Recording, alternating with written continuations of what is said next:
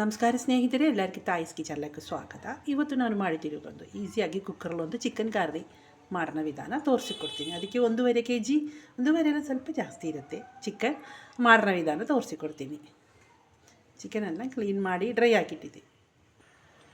ನಾನೊಂದು ಕುಕ್ಕರು ಬಿಸಿ ಹಾಕಿಟ್ಟಿದ್ದೀವಿ. 2 table spoon oil ಬಿಸಿ ಆಗಿದ್ದೀವಿ. ಅದರಲ್ಲಿ 1 ಟೀ ಸ್ಪೂನು ತುಪ್ಪ,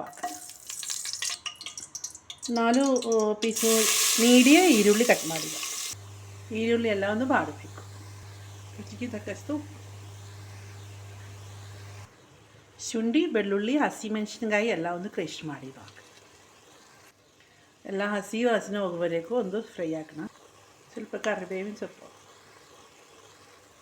ಸ್ವಲ್ಪ ಕೊತ್ತಂಬರಿ ಸೊಪ್ಪು,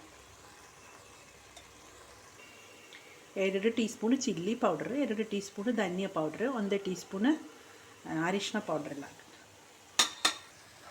ಈಗ ಮಸಾಲೆ ಎಲ್ಲ ಚೆನ್ನಾಗಿ ಫ್ರೈ ಆಗಿದ್ದು ಟೈಮಲ್ಲಿ 2 ಟೊಮಾಟೊ ಪ್ಯೂರಿ ಹಾಕಿದಾಗ ಚಿಕನ್ ಹಾಕೋಣ.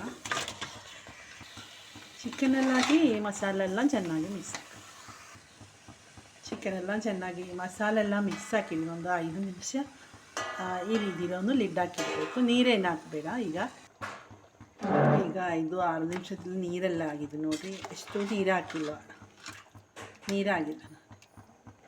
ಗರಂ ಮಸಾಲೆ ಹಾಕಿ ಸ್ವಲ್ಪ ನೀರು ಹಾಕೋಣ.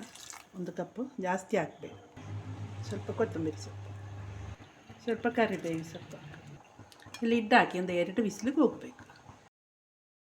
ಈಗ ಕುಕ್ಕರ್ ಓಪನ್ ಮಾಡಬೇಕು.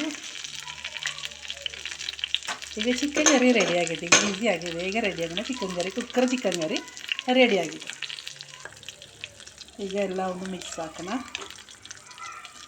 ನಿಮಗೆ easy cooker chicken curry recipe ಇಷ್ಟ ಹಂಗೆ ಎಲ್ಲರೂ ಒಂದು ಸಬ್ಸ್ಕ್ರೈಬ್ ಲೈಕ್ ಶೇರ್ ಮಾಡಿರಿ. ಫ್ಯಾಮಿಲಿಗೂ ಫ್ರೆಂಡ್ಸಿನೊಂದು ಶೇರ್ ಮಾಡಿ ಎಲ್ಲರೂ ಒಂದು ಟ್ರೈ ಮಾಡಬೇಕು. ಓಕೆ, ಬಾಯ್.